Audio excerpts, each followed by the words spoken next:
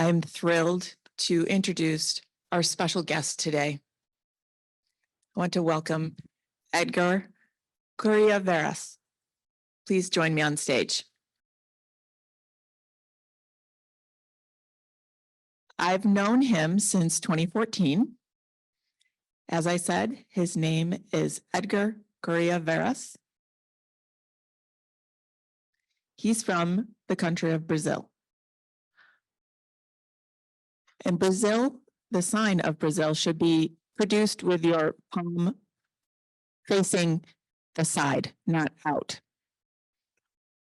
He works at the University of the Amazon near the Amazon River. The city is called Manaus.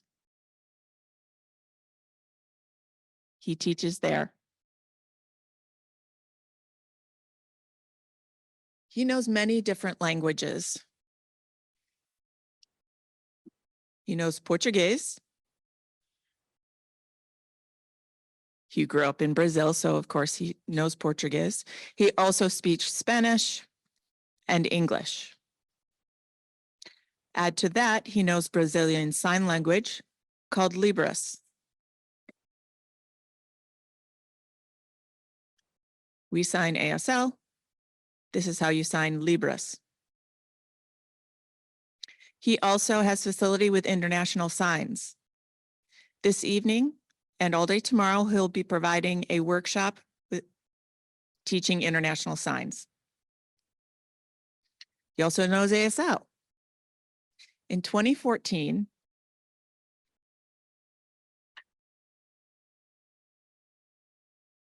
Edgar was accepted into an exchange program between his university and Gallaudet University. He stayed in Washington, D.C. for 4 years, and that is when I met him as I was teaching at Gallaudet at that time. I moved and I followed you. Then he went back to Brazil after his exchange experience. He is a professor at the Federal University of the Amazon. He teaches and trains new interpreters.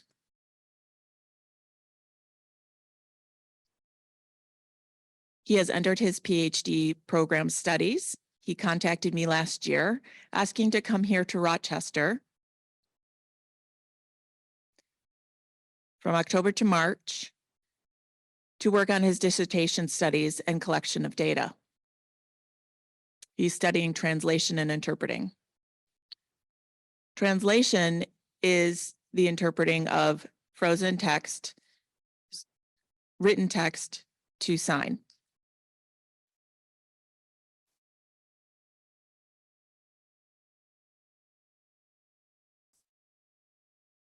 I am a member of his committee for his dissertation work. In Brazil, a number of deaf individuals have started studying for their masters and PhDs. That is an amazing change in the education of deaf people in the country of Brazil, and that is due to a law that was passed in 2002. The Brazilian government passed a law. He will explain this in more detail, but in 2002, a law was passed that functions much like the Americans with Disabilities Act that was passed here in the United States in 1990, the ADA. That had a great impact on our deaf community in America, and it helped many of us become successful professionals. A similar thing happened in Brazil in 2002. But the law focuses on language, not on disability. And it's had a great impact on Brazilian society for those citizens who are deaf. So I look forward to listening to your presentation, Edgar. Wonderful to see you.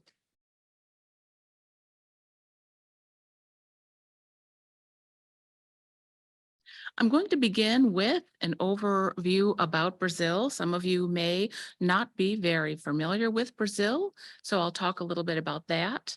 I'll then talk about myself, the work that I do, how I became interested in interpreting in sign language. Then I'll speak about the educational policies and history in Brazil. And finally, I'll close with our future prospects, the number of deaf individuals currently pursuing master's and doctoral degrees, and how that number is on the rise.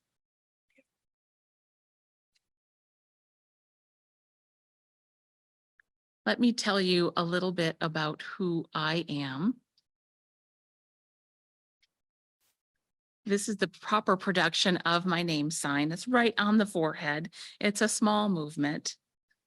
The deaf community in Brazil would chuckle if they saw how it was signed, indicating that I might be arrogant. So it's a very small movement.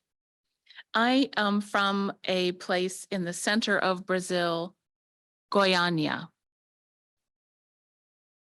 It's about an hour from the capital city. It's in the center of the country. That's where I was born and raised.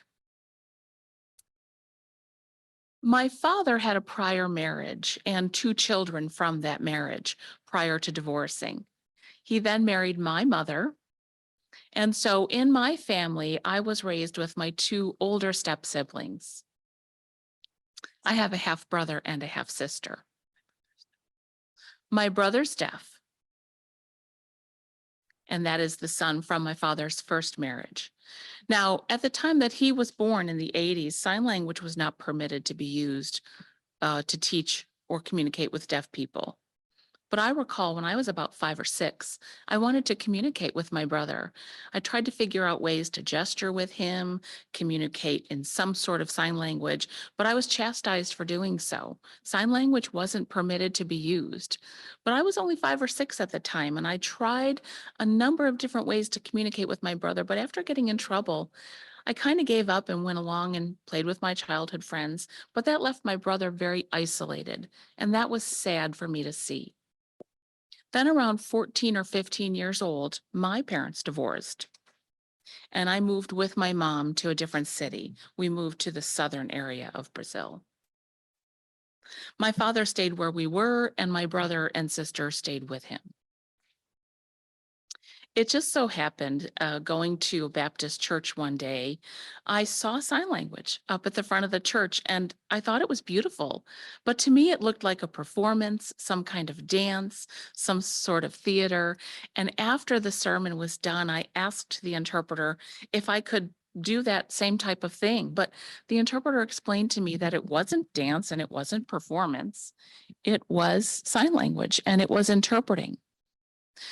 Now, my brother, my older brother who was deaf, didn't know sign language, but he was able to lip read and speech read.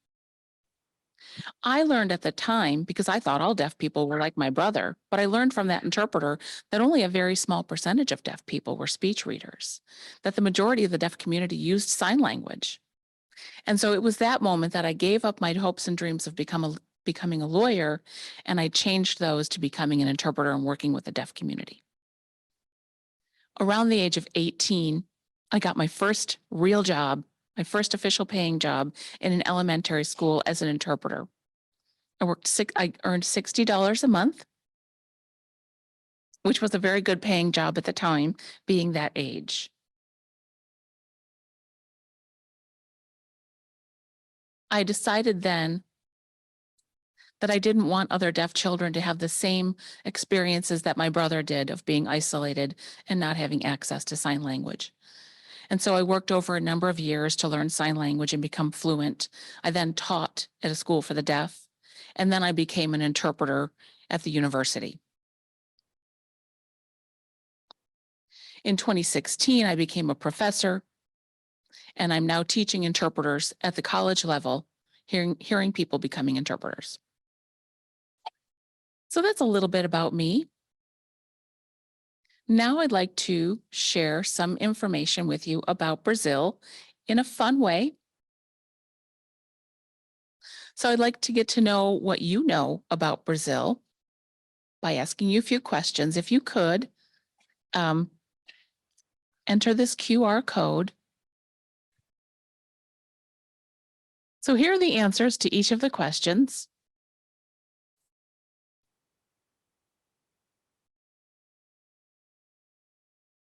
Brazil is very large. It's the largest country in South America and the 5th largest nation in the world, behind Russia, Canada, China, and the USA.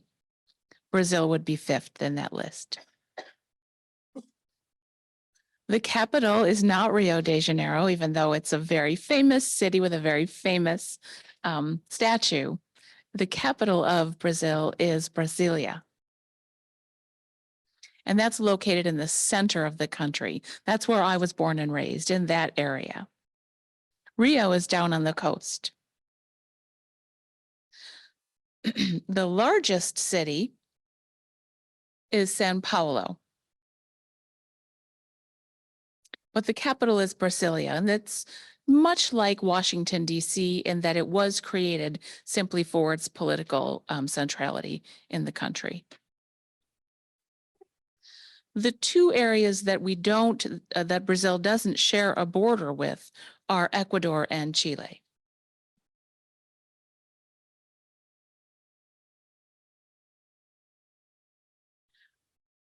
All of Brazil speaks Portuguese.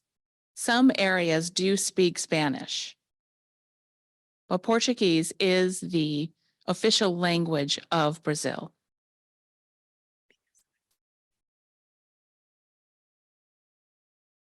And Portuguese is the official language and so widely used because of the colonization of the country. It's the 7th most populous country in the world and the 2nd most populous in the Americas.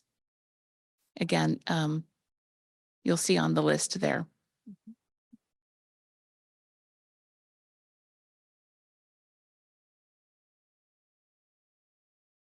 I wanted to give you a sense of the size of the country. And so I've overlaid Brazil onto a map that you'll be familiar with of Canada, the United States, and Mexico. And you'll see it's just shy of being 90% equal in land mass. There are 26 states that comprise the country. You'll see some yellow borders on the map on the right.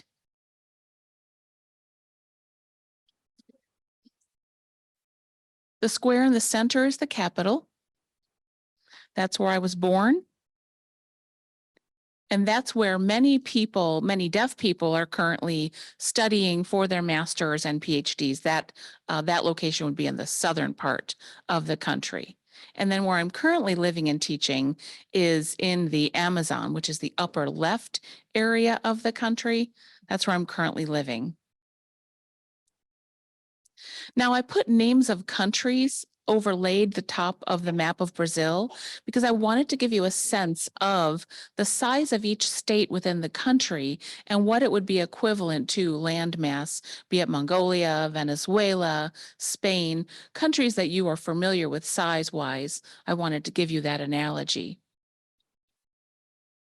So I want to make it clear that we can't say that Brazil is one way. If we learn something about the country, if we learn something about the deaf community or the sign language of Brazil, it's not that way all over Brazil because we're such a large country with so many different ways and norms and cultural behaviors. It's the same thing here in America, where you may meet someone and you can't say everyone in America is the same. I've met some people here that'll ask me things like, what is it like to live amongst snakes and jaguars in your country? It must be frightening. And I have to say to them, I don't know what that's like because that's not the area in which I live.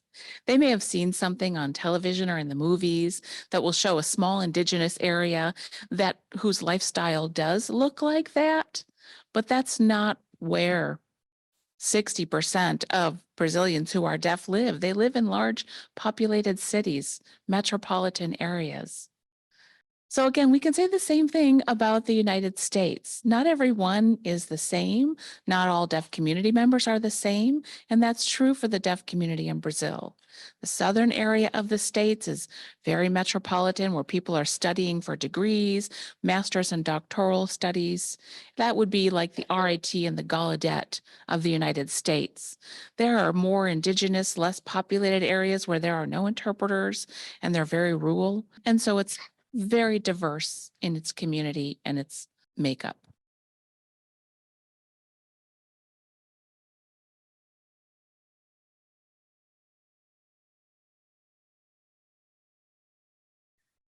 Typically, census taking in Brazil would happen every 2 or 4 years. And they would often ask a question about someone's ability to hear or not hear. That was a common question. But only until 2022, very recently, did they add a question to the census that asked not only about hearing status, but about sign language use. And that was the very first time that we had a way to, through the census, know the population of deaf sign language users in the country. Out of 10 million people in the country who have hearing impairment, about 2,240,000 use Brazilian Sign Language. That's a very large community of sign language users and people with hearing loss within the country. Back in the 80s, there were some deaf Brazilians who came here to the States. They were inspired by and wanted to be present at the Deaf President Now movement at Gallaudet. 2 deaf individuals came here to RIT for their undergraduate studies, and they went back to Brazil and they became tireless advocates and leaders for change in the educational system in Brazil.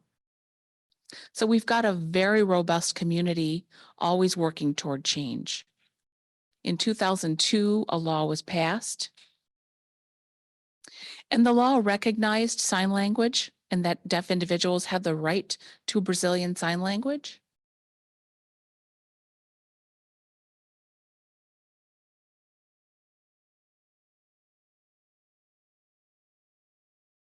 So you'll see the question posed on the slide. And the answer to it is they are not the only 2 languages used in Brazil. Brazil is a beautifully diverse community. It's a country of many different types of people coming from Africa, Spain, Portugal. It's a melting pot of communities and cultures. It's very diverse. And you can see that it's diverse in its languages. There are 238 spoken or signed languages. Were originally 2,000 indigenous languages. Many of them have been lost over time. We are working to change that and preserve the native languages of Brazil. Of the 238 languages, approximately 217 are indigenous.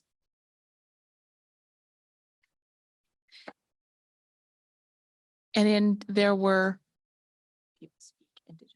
approximately 40,000, no indigenous language was spoken by more than 40,000 people.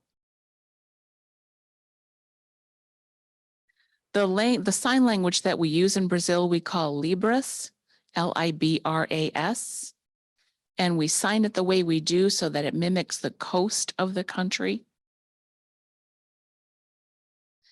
The community wanted it to be called LBS to be similar to how other sign languages are initialized, ASL or LSF, but the deaf community wanted it to be called Libras, and so that is what won out. Indigenous deaf communities don't use Libras or Brazilian Sign Language. They use the indigenous sign languages of their localities.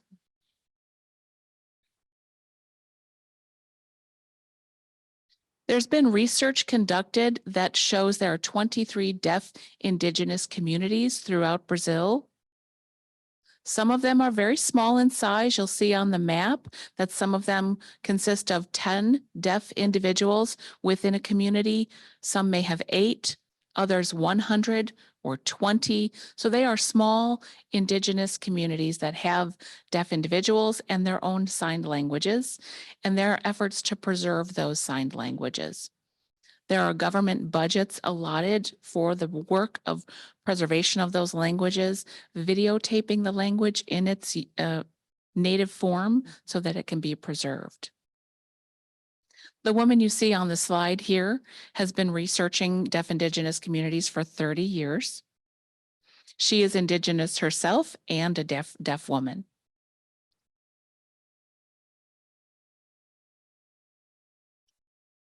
In 1996, RIT invited her to lecture here. And she's holding up a very she showed me an old letter where she was invited to the community to present. And I videotaped her very briefly. I'd like to show you the video. She's saying, hello, everyone at RIT. It's so nice to be with you. I want to take the opportunity to explain something for you. Edgar invited me to explain the importance of Indigenous sign languages in Brazil.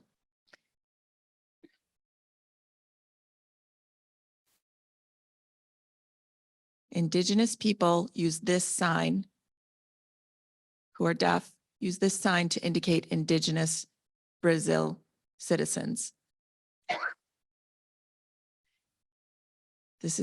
It comes from the actual headdresses and physical adornments that are traditional to their groups. People use this sign here in Brazil to indicate Indigenous peoples. If they're deaf Indigenous people, the sign is this for their sign language. They do not use Libras. The Indigenous deaf people use Indigenous sign language that's very specific to their cultural group.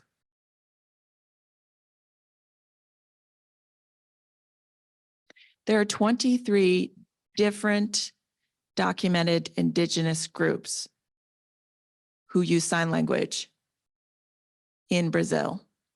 Only one of these Indigenous deaf groups have a legally recognized sign language from the Brazilian government.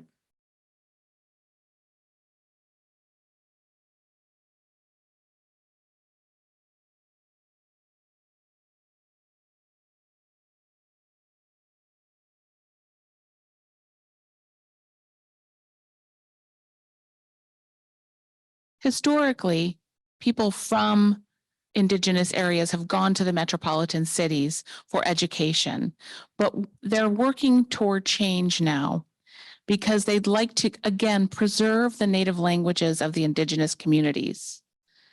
And so they'd like to bring back people who have moved to the city, bringing them back to the Indigenous locales to help preserve the language of that community and to help improve the educational systems within those communities and educate the deaf Indigenous people within those communities, preserving and utilizing their native language and not having it be influenced by Libras. So those are my continued efforts and the efforts of many people. Thank you for having me here today. It's my pleasure and honor to speak with you. Again, she's been conducting her research for 30 years, and she's such an amazing person. So I said there were 23 documented Indigenous communities. You can look up later what those are. I wanted to highlight today for you just 3 of them. And I chose these 3 because the researchers are people that work with me in our same department. So we work together. There is Hamilton Rodriguez. He is pictured on the upper left of the screen. He is working with the largest Indigenous community in Brazil. And that community has 4 official languages. 3 of them Indigenous and 1 of them is Portuguese. It's very unusual to have 4 government sanctioned and supported languages within a community, again, preserving 3 Indigenous languages. And so anywhere you go, you'll see information presented in 4 official languages. Each language has full accessibility supported by the government.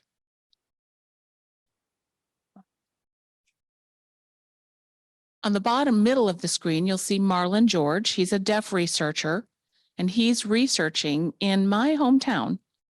It's a city called Manaus.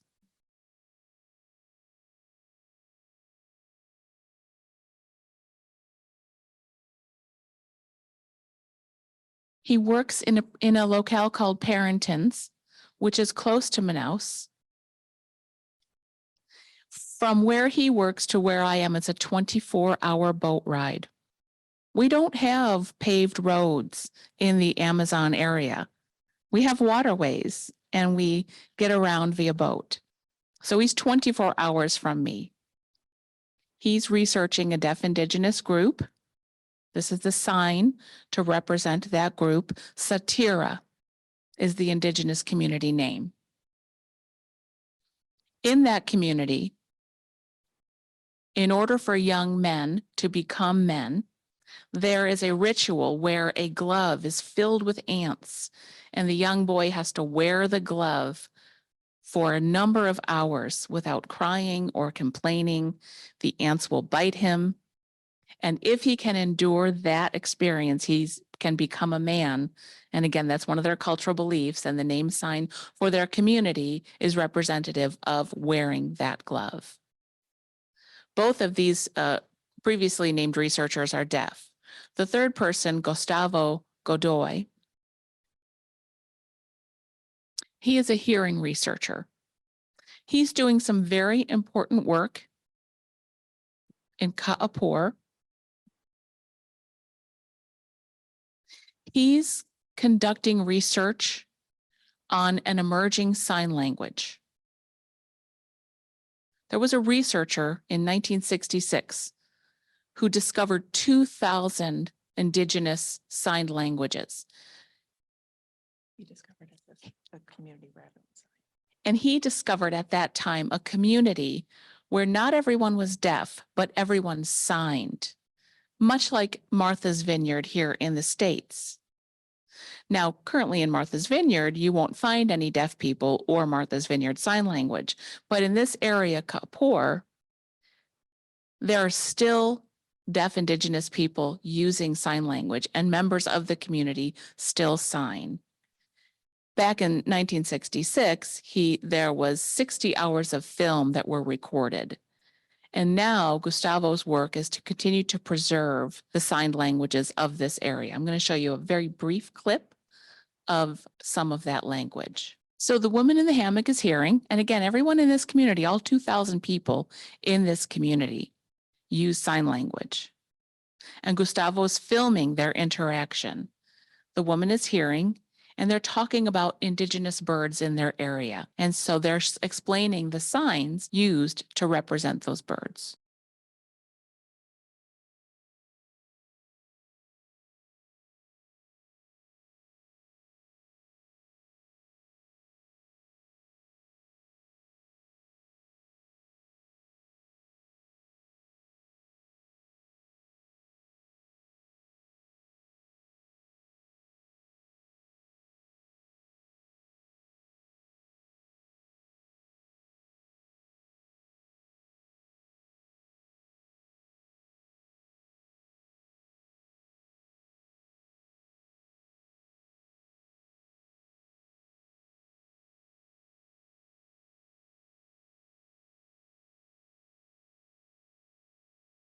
So that's what I wanted to show you about some of the indigenous community sign languages and communities. Now I'd like to talk about the laws that were implemented to support sign language use. In 2002, the law was passed. It's federal law 10436. It recognized Libras as the first language of the deaf in Brazil.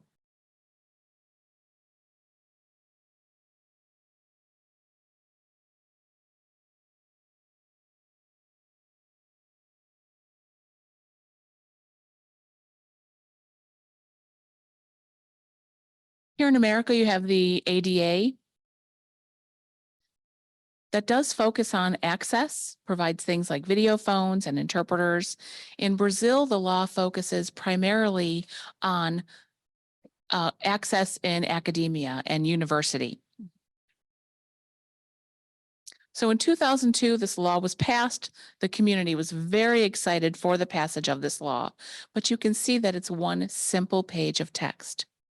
So it doesn't talk about how the law would be implemented or who would be qualified to teach or what would happen if someone didn't follow the law, what the repercussions could be legally. It explained none of that, but it passed in 2002.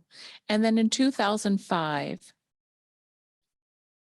there was this follow-up decree that in its 8 pages was supplemental to the first law and explained in detail all of those important aspects of who's qualified to teach and what would happen if a university didn't provide access, because there was the risk of a university being closed and losing government support. You may be familiar that both private and public universities in Brazil receive either biannual or every 4 years a review from the government. And so the programs are evaluated and there's a rigorous checklist. And if they are not following the law and providing access as they need to, then the university could be closed. That caused universities to have a hiring spree. 26 states and colleges in each of the states, both public and private, needed to quickly ramp up their staffing so that they were in compliance with the law. And there are a number of different jobs that became available very quickly. Some of my friends have 7 or 8 jobs and are traveling daily to get to them. So we're still working to meet the need.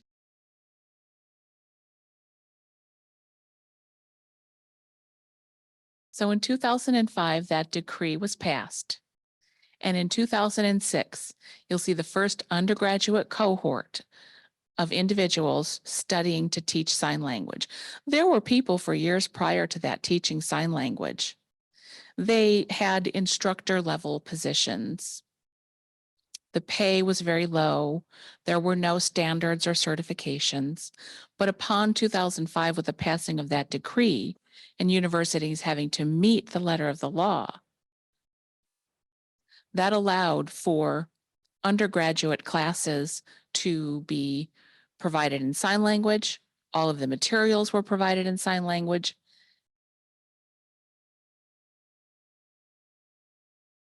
Deaf individuals were prioritized for admission to these programs.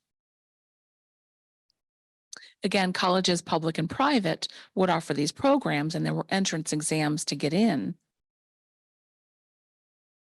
But deaf people, if they met the minimum score, even if their score was lower than that of a hearing person who wanted into the program as well, as long as a deaf person met the minimum score, they were allowed entrance at a priority level into the program.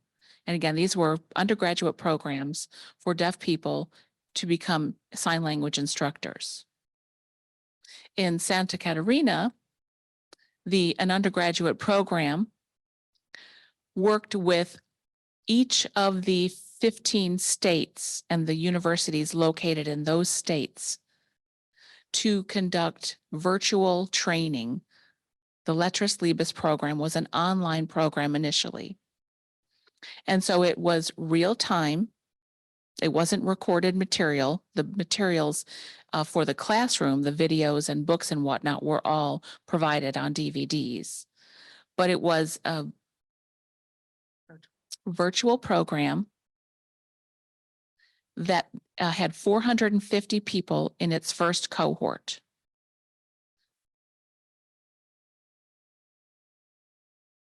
That was in 2005. The next cohort had 900 individuals, 450 deaf, because again, deaf people were prioritized in the first cohort.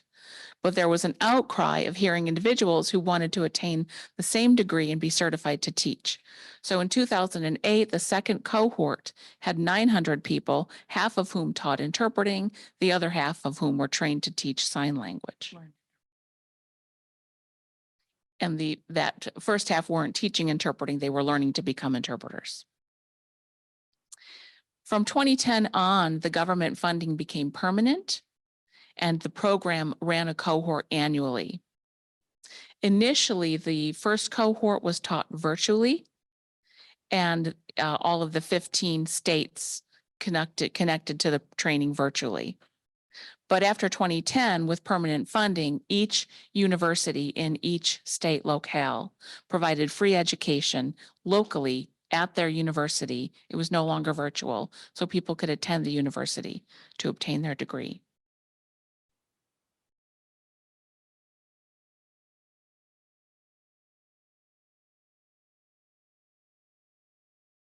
Professor Quadros, along with Professor Mariani, the two of them worked tirelessly to not only pass the law, but establish these programs in the universities. If you wanted to become an English teacher, you had to take a program called Lettres English. If you wanted to become a sign language teacher, your program was called Lettres Libres.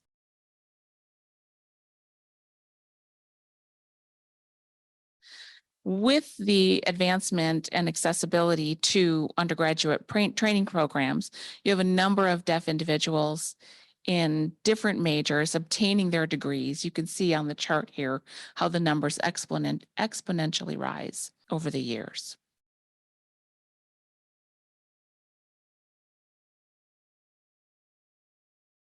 So deaf people began and had accessibility to undergraduate and graduate degrees beginning in 2006.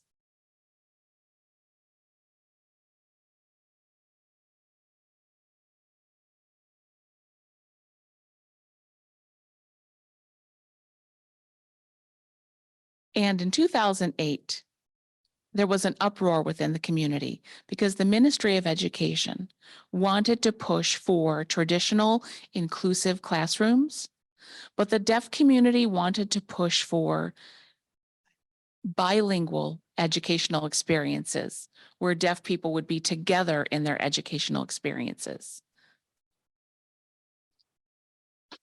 So there were protests within the deaf community against the inclusive classroom environments.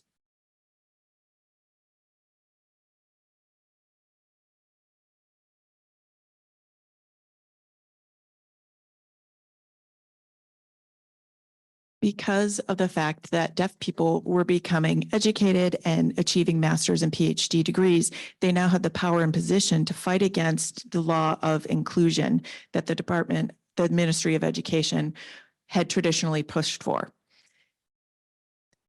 They pushed for bilingual education in classrooms where Lettres Libres was the language of instruction. According to the Department of the Ministry of Education, they wanted inclusive classrooms with interpreters. The classroom language would be Portuguese, and then the interpreter would provide Libras. They called that bilingual education. So they tried to cheat the law, if you will.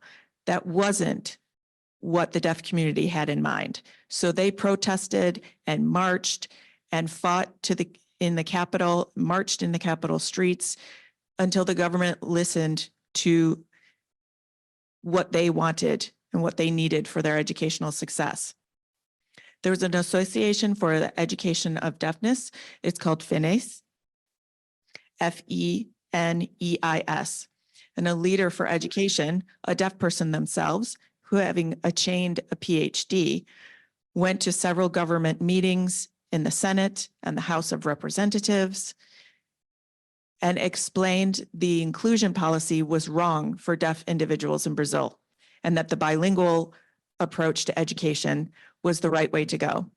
I'm going to show you a video that has a lot of strong emotion in it that happened during the House of Representatives Senate meetings.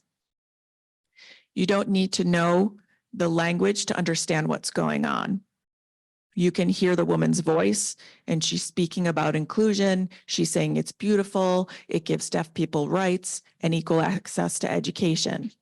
And of course, that does sound fine. But FINE, the Deaf Education Action Group, stood up, and the woman who stands up in this video is a brilliant woman. And she responds to the woman who is so strongly for inclusion. And the hearing woman, who doesn't know any Libras, talks and talks and talks. The deaf woman sits there politely, makes a few facial expressions, and then gets up and explains the bilingual philosophy that the deaf people in society want. The hearing person continues to interrupt her with her language, her spoken Portuguese. And at one point in this clip, the deaf woman takes the microphone away from the hearing person. This was a pivotal moment in society in Brazil. Deaf people were finally expressing their power and their will and their needs. And because she took that microphone away from the woman who was hearing and was talking for inclusion, that became a symbol for the deaf community. There's a lot of art that was produced at that time that showed this brilliant deaf woman pulling the microphone away from this hearing person. And her point was that the hearing person needed to stop and listen to what the deaf person had to say. A inclusão começou com pais de países nórdicos que defenderam o direito à educação. Não falem mal da escola regular. Senhora Rosângela, está encerrado o seu tempo. Por gentileza. Por gentileza. Vou encerrar, senhor presidente, com uma frase vou encerrar. Pois não. Queremos quitar, por favor, senhor, queremos quitar, por favor, senhor, encerrando, senhor presidente, queremos quitar, saldar a dívida social para com quem nasceu dentro de uma família, de uma nação, e nós colocamos fora. A escola regular está aberta, independente do grau de comprometimento. Muito obrigado, senhora. Consegui falar. Quando a senhora fala sobre os surdos, que a FENES não representa os surdos, que eu, como surda, doutora, eu estou falando. A senhora já falou, eu respeitei o momento da sua fala, agora, por gentileza, respeite o momento da minha fala. Cuidado com o radicalismo Tudo aqui, bem, senhor presidente. por favor, por favor. Eu estou muito emocionada, mas negativamente, porque é uma gestora pública. So you can see that the government TV, that was broadcast all over Brazil. And I had my family members call me, did you see that? Did you see that? Did you see that? Oh my God, did you see that? It was a pivotal moment. Really, it just gives me chills watching it again. So after that occurred, there were many meetings between 2011 to 2014, in which the group for inclusion and the group for bilingual education came to a compromise.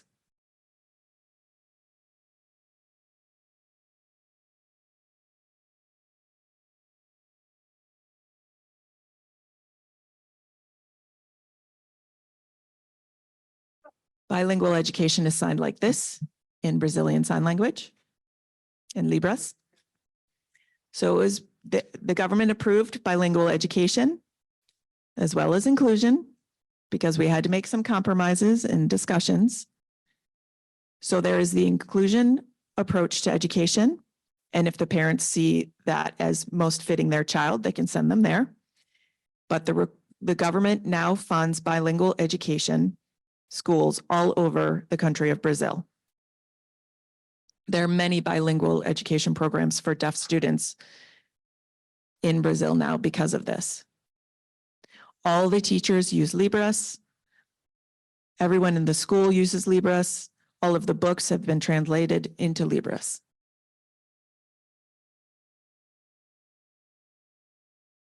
So you might be wondering, okay, so all these laws are passed. There was a coming to terms. What has changed?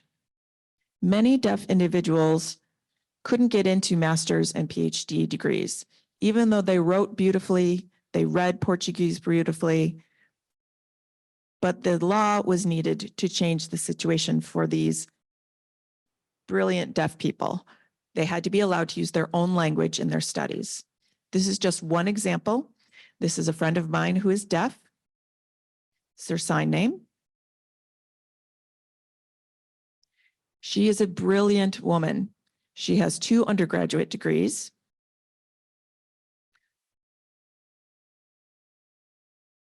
She teaches deaf students. She is deaf herself. She has taught for 20 years at a bilingual deaf school. And then at that point, she felt she was ready to study for her master's degree. I'm very impressed with her efforts. So she went ahead and applied for a master's degree at many universities in Brazil. There are various different exams you have to pass and criteria you have to satisfy in order to get into a master's degree program. During her interview for a master's degree, it was discovered that she was deaf, and she was denied entrance into a master's degree program. She fought for 10 years. She failed 5 times. After this law was passed, she's going to share with you what happened. Hello, everyone at RIT. My name is Tatiana. I'm an instructor at the university located here in Brazil.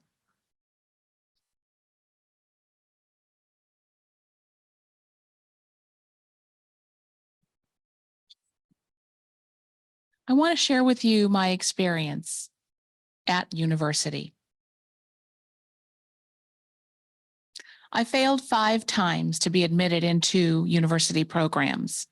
I experienced discrimination throughout those efforts and was denied entrance. Once universities became accessible and open to deaf people, I tried again. I wanted to study history, and I love history. For my entrance exams, the board interview part is where I was denied. The university said that they didn't have ways to provide access to me. And I countered with an argument that I had a lot to share and a lot of experience, and that there should be interpreters to make the classroom accessible to me. But the universities denied my admission. During those board interviews, some of the interviewers went so far as to come and sit next to me to clap, to try to see if I could hear, because I was using my voice somewhat to speak. Another came to sit on the other side of me to clap, to test my hearing ability bilaterally. It was embarrassing. It was infuriating to me, but I had to keep my cool because I was hoping to gain entrance and admission to the program. But it was a traumatic experience nonetheless. Those were my experiences up until the laws passed and changed. Once the laws made education accessible and the admission process accessible so that a deaf person could utilize sign language for the exams and for their interview, I tried once again to the university that we call FUA. I studied hard for the exam. I memorized all the factual information that I thought I'd need to. I was able to take the exam online and choose out of 4 options, 2 of them to answer. It was a timed test. I could answer using sign language via video. I passed those entrance exams. I passed the board interview. And of all of the individuals who took the entrance exam on that day, I was first. I got the top score. The second person who got the top score was deaf as well. And everyone below that with lower scores were hearing. It was a triumphant moment for sure.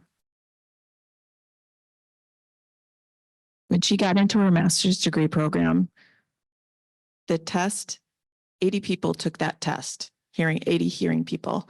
And I believe about 20 deaf people took the test. They take the same exact test, except the hearing people take it in Portuguese, written language, and deaf people take it in Libras. She scored higher than everyone else who took the test, including those 80 hearing people. Last year, she graduated. it was a very special moment. I went to her graduation.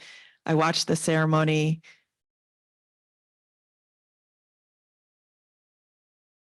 She had a thesis exam for her dissertation. And they said that her work didn't match a master's degree level. And she thought, have I failed again? Not only did she pass the master's degree level, but she passed the PhD level. So she plans to come here to study further for her PhD degree. I just want to show you some faces of individuals who are deaf, who are studying or have achieved their master's degrees and their PhDs in Brazil. So to wrap up, what is the current state in Brazil for deaf people?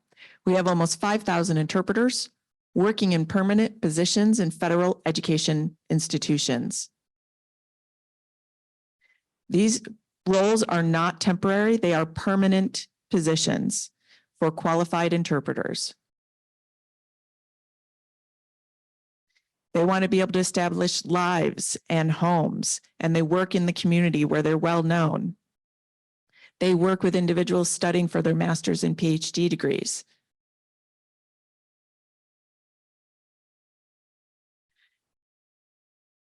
In order to get your master's or PhD, deaf people can sign their theses or dissertations. Interpreters and translators work to translate it into Portuguese. Both of those materials in written Portuguese and the video of their Libras exams are given to the board with the interpreter's name on the documentation.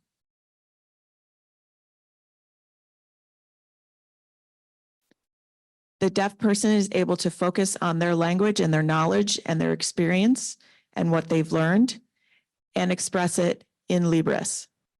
This is all translated and then printed and documented to support the individual's master's degree or PhD.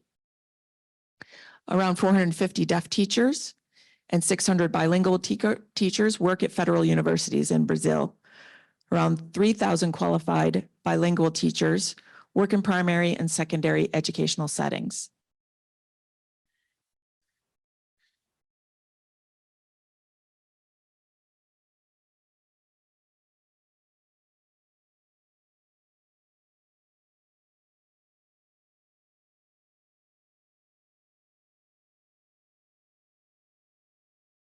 We are not done working. Someone asked me, why don't you support instruction of Portuguese?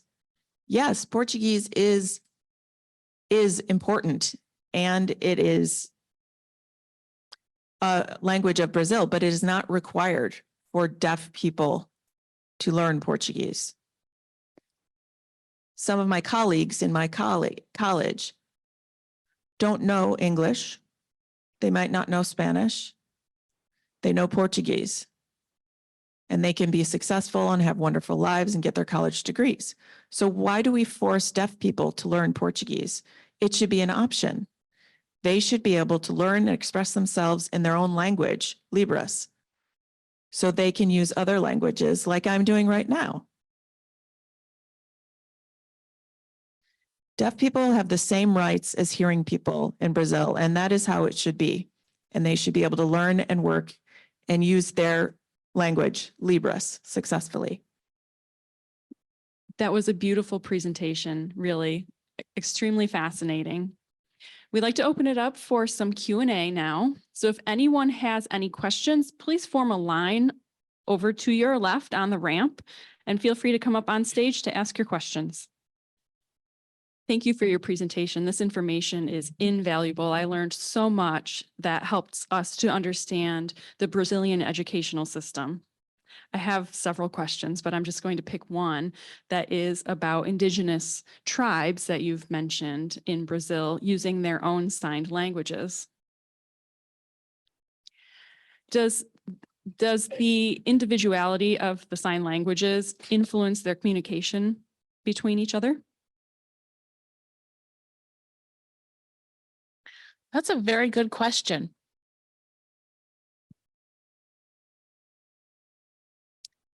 there are some issues politically where outsiders are not able to gain entrance into Indigenous areas.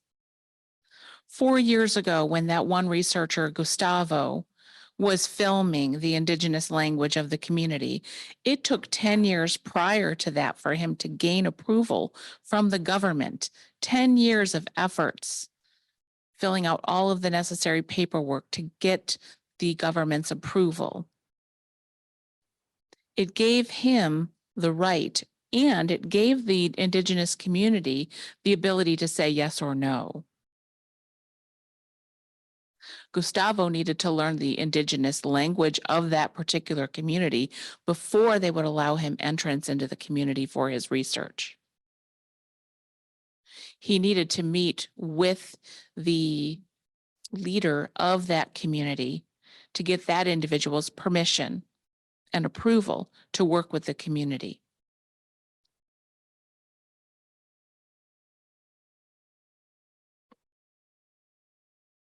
There were times when he had particular requirements that he had to meet before he could work with the community.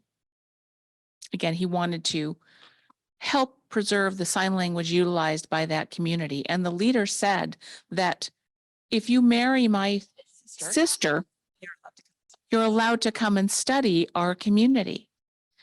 Now, this is an important historical and cultural norm to understand, because these communities historically have been destroyed and decimated by outsiders.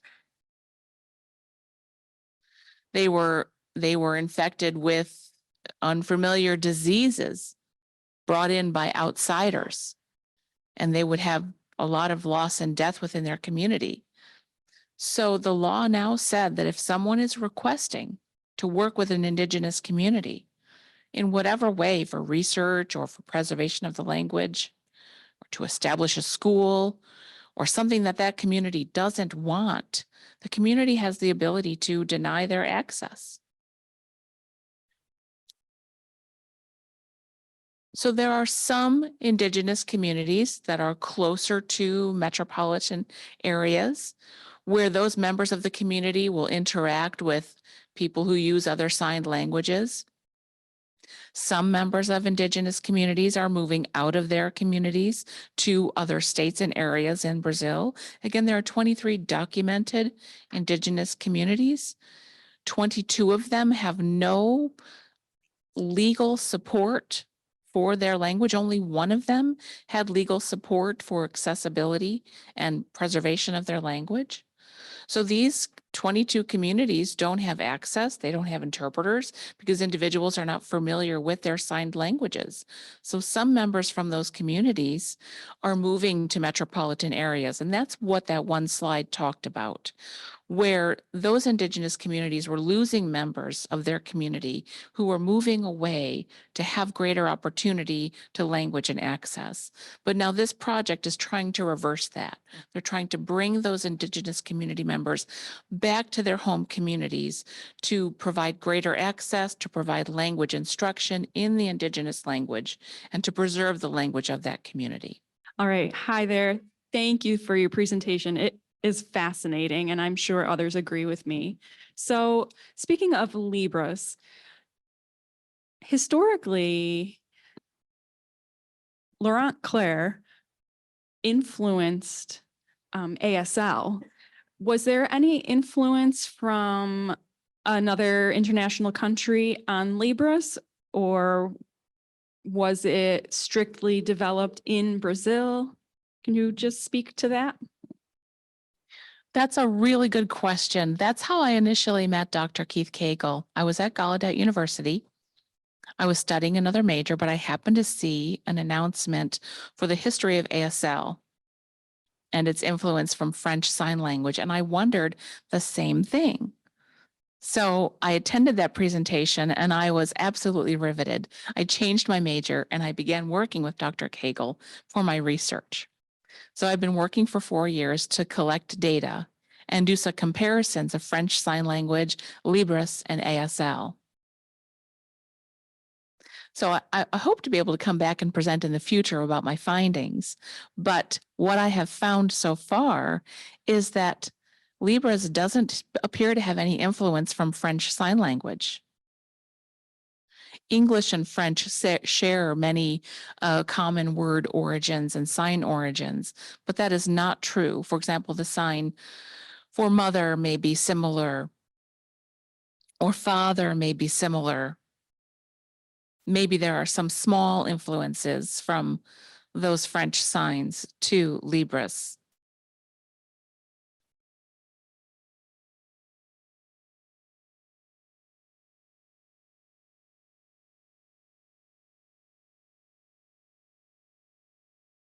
There was another Frenchman who did come to Brazil to teach some sign language. And I would say that probably 25% of Libras has some small influence from that original exposure to French Sign Language. 75% of the language is indigenous. All right, can you help me to understand better the way the university works in Brazil? So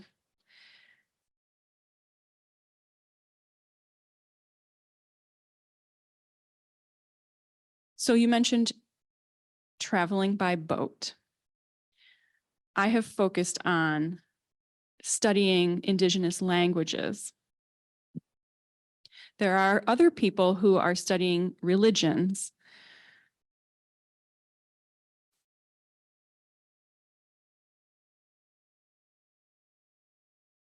So I have been approved to visit communities with an interpreter.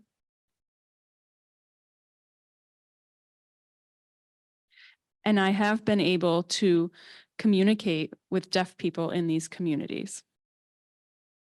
But often, some of the leaders of these communities who have deaf children will approve our visitations, but other communities who don't have that same experience may not approve them.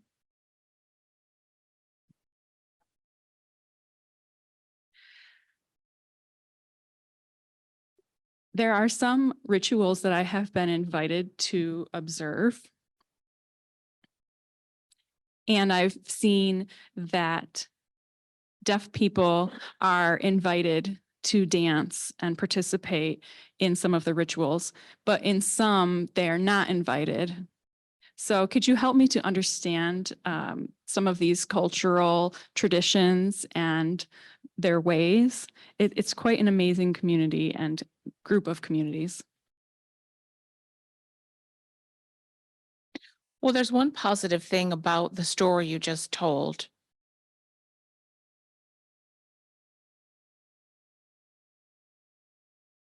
Just recently in 2021,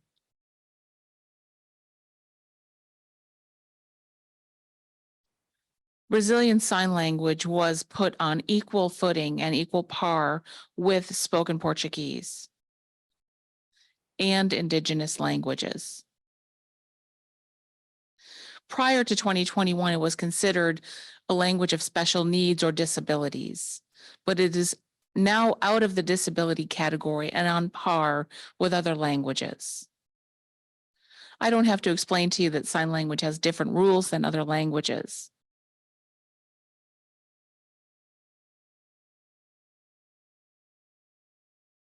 In my particular area, in order to work in elementary schools or at universities, there are certification exams that someone has to pass. And there were tests for white people and tests for indigenous people. And white people required certifications and a number of different things, criteria that had to be met. But within indigenous communities, the criteria was that you got approval from the leader of that community. There were no certifications or any other type of criteria to be met other than approval by the community. And that was an important change because Indigenous communities wouldn't want someone from outside to come into their community to study them or work with them and make changes. To that Indigenous community, their certifications were meaningless. And these Indigenous communities didn't see their isolation as a negative thing.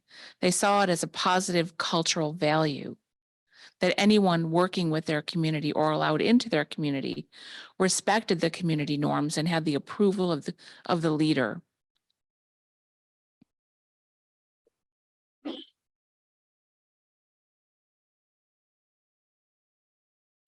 I had a video that I was going to show of our previous president, Bolsonaro. It was his inauguration, and he invited his wife to give a speech. His wife is an interpreter, and he invited her to give a speech at that event. I'll show you briefly the video here.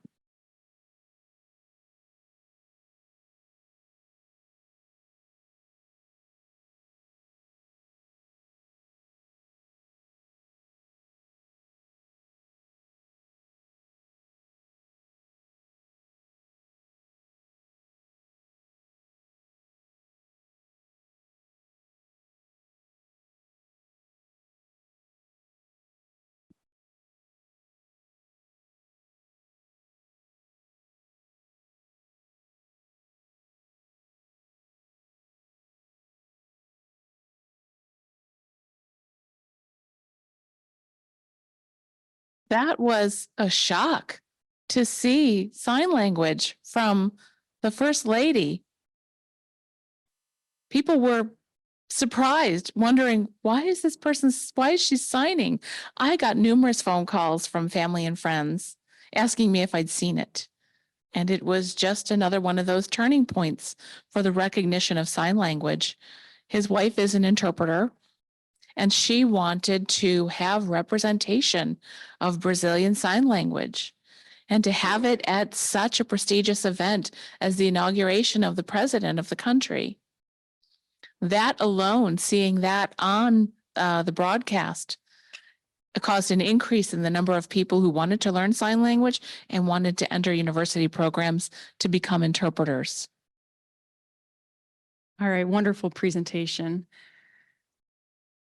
I'm always fascinated with international countries. I'm from Russia myself. So speaking of linguistics and recognition of languages,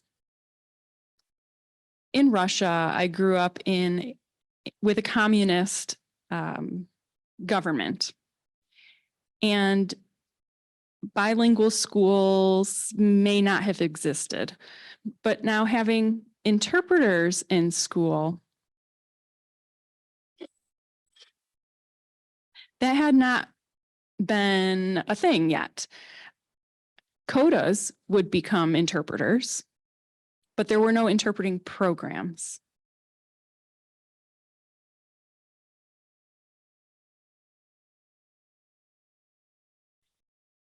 Brazil has established bachelor's degrees and master's degrees in interpreting. Is that correct?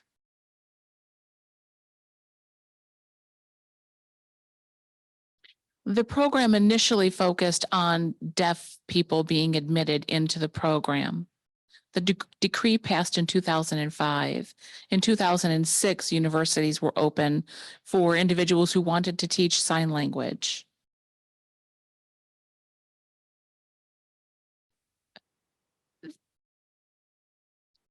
Deaf people didn't have opportunities for formal education. So once the university programs opened up, deaf people, even though they'd been teaching for a number of years, were prioritized for admission into the master's and doctoral programs. It was years and years that the deaf community tried to fight for that right, because they taught for a number of years, but without the certification or requisite pay.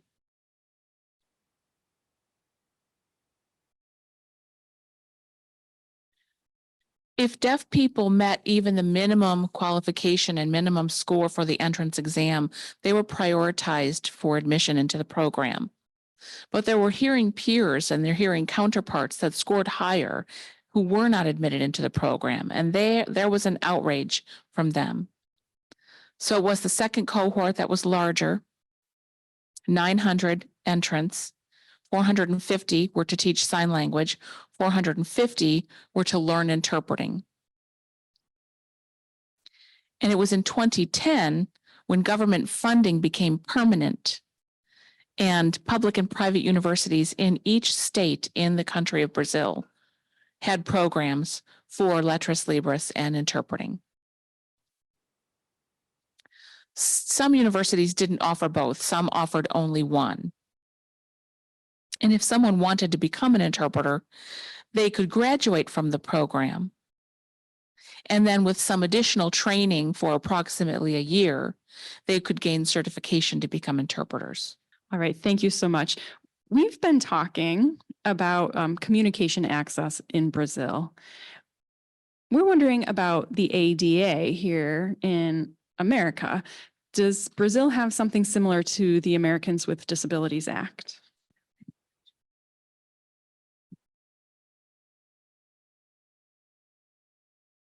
So it's a very good thing. The Americans are lucky to have the Americans with Disabilities Act. Again, in 2005, the decree was passed that was supplemental to the original 2002 law.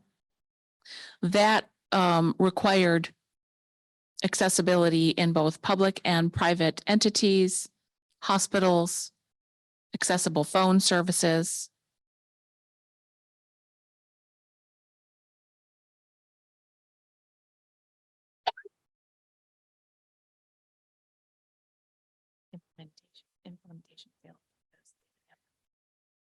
Implementation failed because there weren't enough people to fill those positions.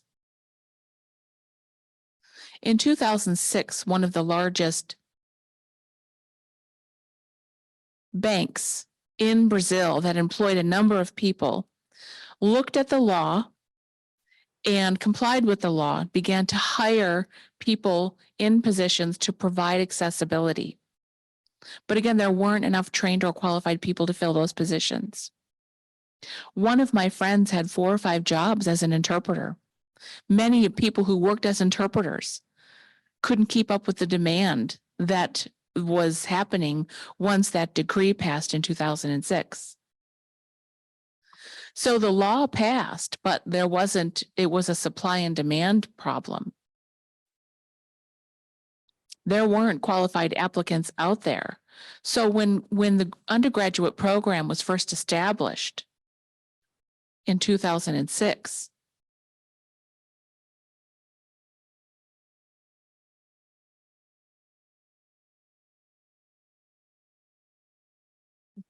there were people only in their 3rd or 4th semester of study, not quite ready for work, but there was such a demand that they were being called to work as interpreters prior to even graduating.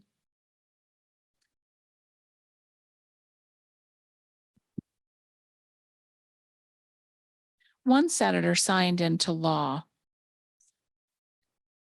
the Senate as a whole signed into law that access had to be available through the telephone system, like you have video phones here in the United States.